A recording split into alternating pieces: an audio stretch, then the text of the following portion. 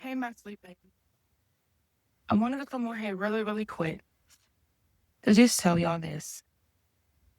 Because right now, babe,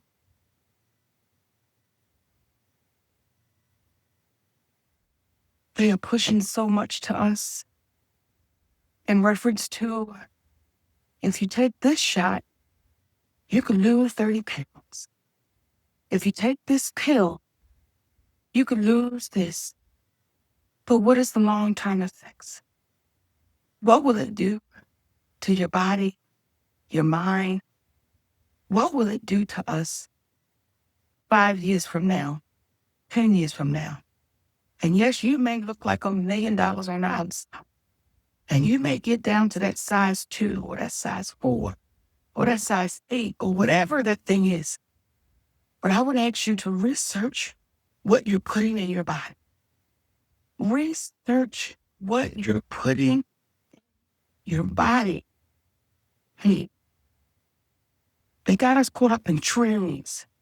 And well, if this big star did it and this big celebrity did it, well, I'm definitely going to do it. This is what I will say, and this is just my humble opinion. They're taking away our willpower. They're taking away our fight. They're taking away our ability to say, I believe in myself. I'm going to trust the process. Because if you can just put the shit in a microwave, if you can put it in a microwave, and what happens when you put it in a microwave, it loses all nutritional value. So, I love us for real, y'all. I love my people for real. I don't love y'all just because the words sound good. And I know some of y'all have not always agreed with me. And even the ones that don't agree with me, I love us. And I'm asking y'all to love yourself enough not to be, not to be tricked. Not to be tricked. Ooh, the thing he had me today. Ooh. Because we're so easily tricked. Especially us. They could sell us shit on toilet paper, and if the right person's selling it, we'll say that's some good shit on that toilet paper. So please don't get caught up in the names, the fame, the money, the quote unquote power. And I'm not judging nobody's decision because it is yours. However, I'm talking to the babies out there that is questioning things. Love you enough to trust your process. Love you enough to shut your damn mouth. Love you enough that after you had that one piece, and I'm going to tell y'all something, the wife put some banana pudding in here yesterday, baby. And I looked at him and said, why would you do that? Why would you do that? Why would you do that? But it wasn't for me. Okay, so that's why he did it. And I had to walk away from it. Now, I took a little taste, a half of a teaspoon. But I had to. There is a conversation happening right now after Monique shared her thoughts about GLP-1 medications, weight loss, willpower, and being tricked by trends. And honestly, I think there are some valid points that she makes. But I also think that there are some missing layers to this conversation that matter, and especially as it relates to Black women. Because this topic is bigger than just lose weight naturally. It's bigger than celebrity culture, and it's definitely bigger than laziness or lack of discipline.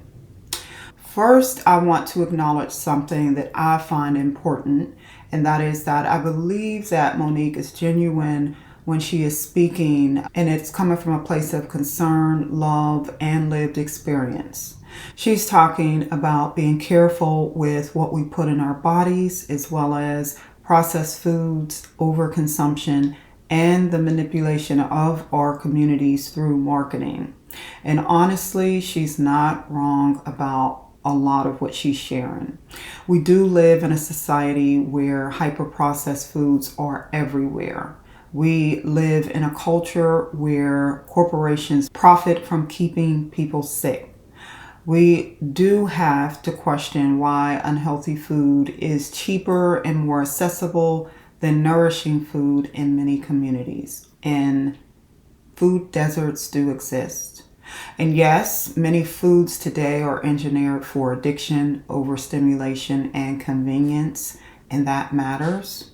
Researching what goes into your body also matters. And asking long-term questions matters as well. Advocating for yourself is big. But here's where I think the conversation becomes more complicated. Because obesity is not simply a willpower problem.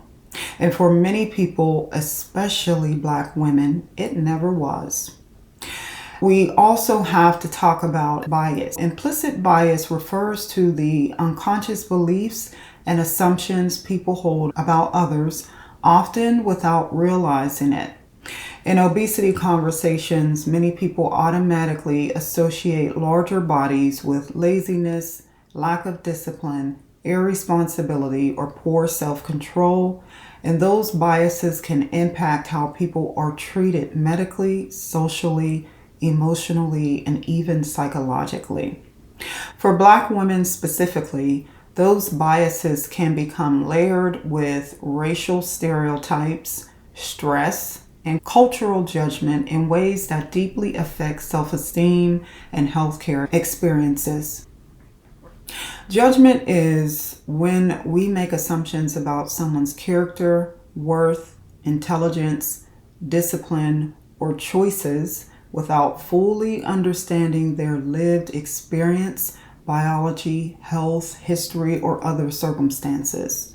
In conversations about weight and GLP-1s, judgment often sounds like labeling people as lazy, weak, cheating, or lacking willpower instead of compassion and recognizing the complexities of obesity and metabolic health, which differs for everyone. I also want to touch on something Monique said about self-love, meaning closing your mouth or just walking away from the food. And I understand the intention behind that message. It's an old school one. The idea of discipline, restraint, and honoring your goals. But I also think self-love is more nuanced than that. Because for some people, constantly fighting hunger, cravings, food noise, emotional eating, binge eating patterns, hormonal dysregulation, or metabolic issues is not simply about lacking love for oneself. Sometimes the body itself is dysregulated. So self-love may look like practicing moderation and saying no to certain foods for one person, while for another person, self-love may include getting medical support, healing their relationships with food, addressing trauma, regulating their nervous system, and treating obesity as the chronic condition that it is. For decades, people living with obesity have been told just eat less, try harder, have discipline, push away from the table, put the fork down, love yourself enough. This is like pull yourself up from your bootstraps type of mentality. It's not sustainable.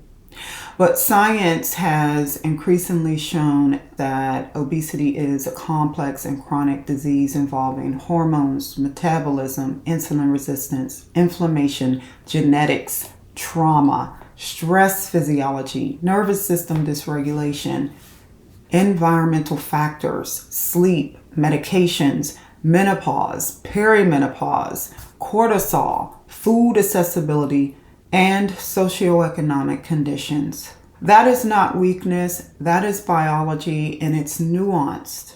And this is especially important for Black women because many Black women are not just carrying around extra weight, they are carrying chronic stress, they are carrying caregiving burdens, they are carrying racial stress and allostatic load. they are also carrying trauma in their bodies. Research shows us that chronic stress impacts cortisol regulation, fat storage, insulin resistance, appetite signaling, inflammation again, and metabolic health. So sometimes what looks like lack of discipline is actually a body stuck in survival mode. Now let's talk a little bit about willpower, because this idea that GLP-1 medications remove willpower is something I hear often. But many people using these medications will tell you something very different. Some say, for the first time in my life, the food noise stopped. It's big for a lot of women. And for the first time, my brain feels quieter, or for the first time, I'm not obsessing about food all day. And that matters psychologically. Because if someone has spent decades battling constant hunger signals, binge eating patterns, insulin dysregulation, emotional eating, and metabolic resistance, that is not always solved by medication alone. Willpower is not an infinite biological resource. And honestly, many people had enormous willpower before GLP-1s. They dieted, they exercised, they restricted, they lost weight, they regained it, they blamed themselves, and then they developed shame around this cycle over and over again. Now, does this mean that GLP-1s are perfect? Absolutely not. And this is where I agree that we need more research, which I am always talking about. We need long-term studies. We need more racial diversity in clinical trials. We need more transparency. We need more education about side effects, muscle loss, nutritional deficiencies, mental health impacts, access disparities, maintenance, and also what happens when these medications stop. We need to know. Those are real conversations, and informed consent matters. But I also think that stigma harms people, judgment harms people, shaming people harms people. Because many people using GLP-1s are not trying to become celebrities or chase vanity. Some are actually trying to lower their blood pressure. Some are trying to prevent diabetes or treat it. Some are also trying to reduce inflammation, and some are trying to survive menopause. Some are trying to walk without pain. Some are trying to heal relationships with food, and some are trying to stay alive for their children. As a licensed psychotherapist, I think that we have to stop moralizing medical treatment. We don't shame people for using medication for blood pressure or cancer. And generally, we don't shame people for using medication for depression. Yet, obesity treatment is often treated like cheating. Why? Because society still sees body weight as a character issue instead of a medical issue. And here's another truth. Two things can't exist at the same time. You can believe in lifestyle changes and acknowledge biology. You can value discipline and recognize metabolic disease. You can also question the pharmaceutical industry and still support people using medication.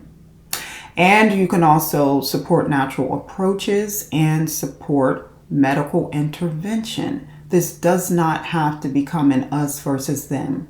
What I hope we move toward is more compassion and empathy, not about trends or worshiping celebrities or having blind trust in pharmaceutical companies, and definitely not about shame, but more compassion and empathy, as well as education, nuance, and informed choice, because everybody is different and everybody's body is different. Every nervous system is different and every health history is different.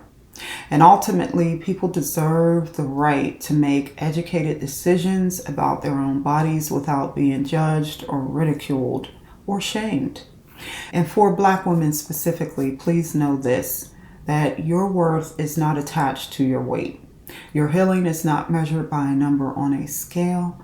And whether you choose GLP-1s or not, You deserve support, respect, education, and dignity. Not shame or judgment, just truth, healing, and informed choice. So if you made it to the end of this video, I'd love to hear your thoughts respectfully in the comments.